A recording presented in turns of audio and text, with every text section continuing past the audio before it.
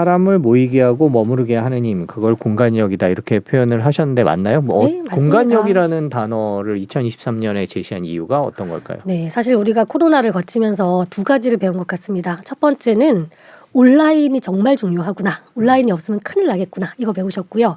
두 번째는 앞으로 온라인과 메타버스가 계속 성장하겠지만 그 와중에서도 오프라인은 절대로 사라지지 않겠구나. 그걸 네. 배운 것 같아요. 그래서 그런 관점으로 이제 코로나 이후에 사람들을 끌어당기는 힘이 있는 그런 공간은 어떤 공간이어야 하는가, 그 말씀을 저희가 드리고 싶어서 공간이 사람을 불러 모으는 힘, 공간력이라고 한번 키워드를 만들어 봤습니다.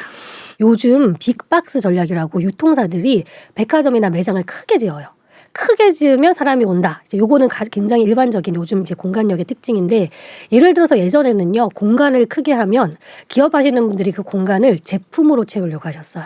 왜냐하면 사람들이 온라인으로 물건을 사기 때문에 오프라인에 와서 물건을 만져보고 사진 찍었다가 온라인으로 사게 하려면 이 넓은 공간을 물건으로 꽉꽉 채워야 되지 않을까, 그런 생각을 하셨죠.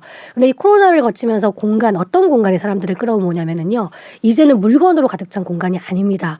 오히려 공간 자체가 적이어야 돼요. 사람들이 와서 공간을 좀 경험하고 그 공간에서 이 약간의 스트레스를 좀 발산할 수 있고 어떤 자신의 한계를 할 수 있는 그런 매력적인 공간일 때 사람들을 끌어당기는 거죠.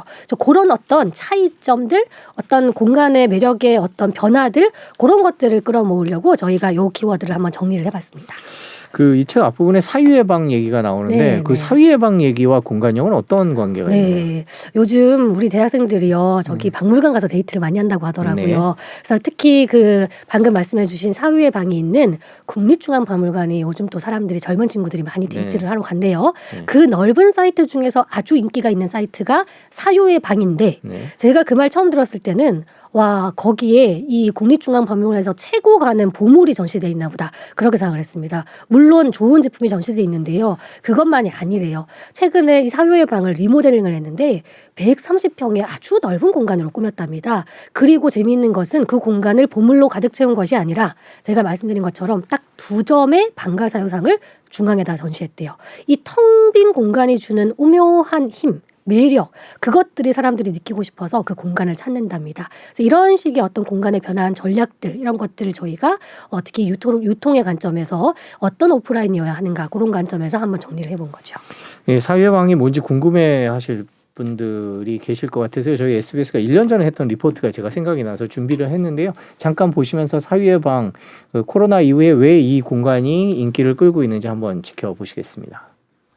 네, 최근 코로나 속에서도 조용히 사람들의 발길이 이어지는 곳이 있습니다. 깊은 생각에 잠겨 있는 듯한 모습에 반가사유상을 보기 위해서 한 달여 동안 10만 명 넘게 박물관을 찾았습니다. 책에서 보던 것과는 또 다른 느낌인 반가사유상의 매력을 이주영 기자가 전해드립니다.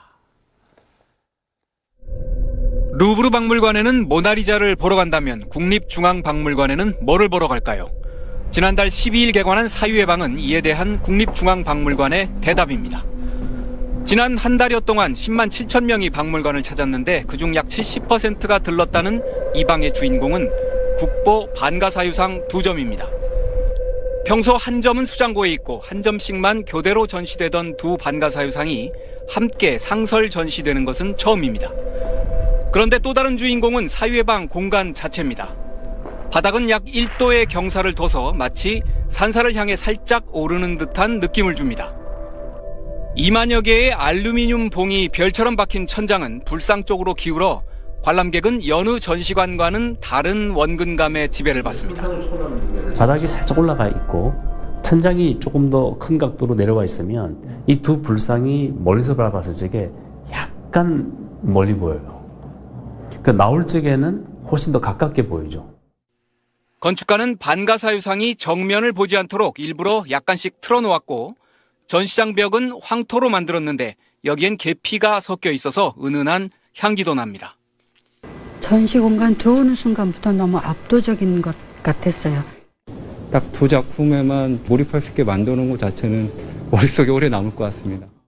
사유의 방이 화제가 되면서 박물관 측이 새로 내놓은 파스텔톤 미니어처 3,600개 중 온라인 판매분 절반은 한 달 만에 동이 났고 인스타그램에는 젊은 세대가 올린 국보 게시물이 넘쳐나는 색다른 문화 현상도 벌어지고 있습니다. 방가사회상이 갖고 있는 어떤 예술적인 측면이나 철학적인 의미는 한국을 넘어서 세계적으로도 보편성을 갖고 있는 점들이 있습니다. SBS 이주형입니다.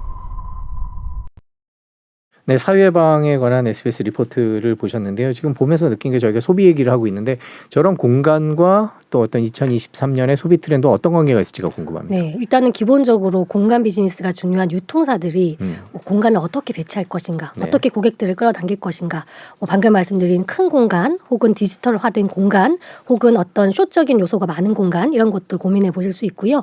또 설사 개인 사업하시는 식당 사장님이나 또 개인 매장 운영하시는 분들도 계속 고민해 보십시오. 어떻게 우리 공간을 꾸며야 고객들이 올 것인가.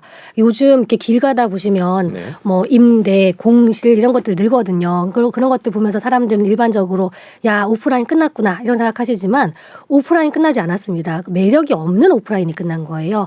오히려 매력이 있고 입소문을 탄 공간은 사람들이 멀리서 찾아오시고요. 줄 서서 보시고요. 그래서 그런 관점에서 과거처럼 좀 타성에 젖은 공간 전략이 아니라 정말로 사람들의 주목을 끌 수 있는 우리 매장만의 매력 있는 공간들 이런 것들을 훨씬 더 치열하게 고민하셔야 된다. 이렇게 말씀드리고 싶어요. 약간 좀 추상적인 것 같아요. 그러니까 예를 들면 자영업자분들이나 아니면 뭐 기획하고 계시는 분들한테 어떻게 하면 어떻게 할수 매력적일 수 있을까? 그렇죠. 그게 참 쉽지가 고민인 얘기인 것 같아요. 저희 책에 보시면 몇 가지 전략들이 좀 설명되어 있고요. 제가 지금은 시간 관계상 큰 아니, 공간만 말씀해 주셔도 말씀드렸지만 됩니다. 예, 예. 뭐 예를 들면은 그 안에서 쇼적인 요소를 해주시는 것도 좋을 것 같아요. 그래서 사람들이 온라인으로 볼 수 없는 오프라인의 어떤 쇼들 이런 것들 보면 당연히 찾아오겠죠.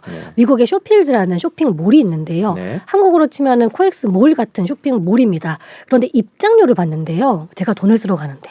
그래서 왜 그런가를 봤더니 그 안에서 뭐 물건을 판매하시는 분들이 물건을 쓰는 법을 시연을 해주시는데 그냥 일반적으로 보여주시는 게 아니라 약간 뮤지컬처럼 해주신답니다. 그래서 사람들이 그걸 보러 간대요. 이런 것도 좋은 전략이고요. 혹은 또 요즘 세대들은 옴니채널 세대잖아요. 온라인과 오프라인 결합되는 걸 좋아하잖아요. 그런 관점에서 우리가 오프라인 매장이지만 디지털적인 요소를 좀 접목할 수 있을까? 그래서 사람들이 그 디지털과 오프라인을 같이 느껴보기로 할 수 있을까? 그런 것도 한번 고민해 보시면 좋을 것 같아요. 예를 들어서 요즘 그 패션 브랜드 중에서 그 오프라인 매장을 내실 때 이제 디지털을 좀 접목하시는데 피팅룸을 좀 재밌게 꾸미시더라고요. 네. 그래서 제가 피팅룸에 들어가기 전에 음악을 신청해가지고 제가 피팅룸에서 옷 갈아입을 때 제가 좋아하는 음악이 나오게 할 수도 있답니다. 그래서 아주 작지만 사람들이 이 브랜드, 이 매장 특이하다. 여기만 가면 경험할 수 있네. 이런 어떤 사소하고 아주 작지만 재미있는 경험들을 계속해서 입히셔가지고요. 사람들이 결국은 오프라인으로 찾아올 수밖에 없도록 입소문이 나도록 버스와 지하철을 갈아타고 찾아오도록 그렇게 한번 해보시면 좋겠다는 말씀 드리겠습니다.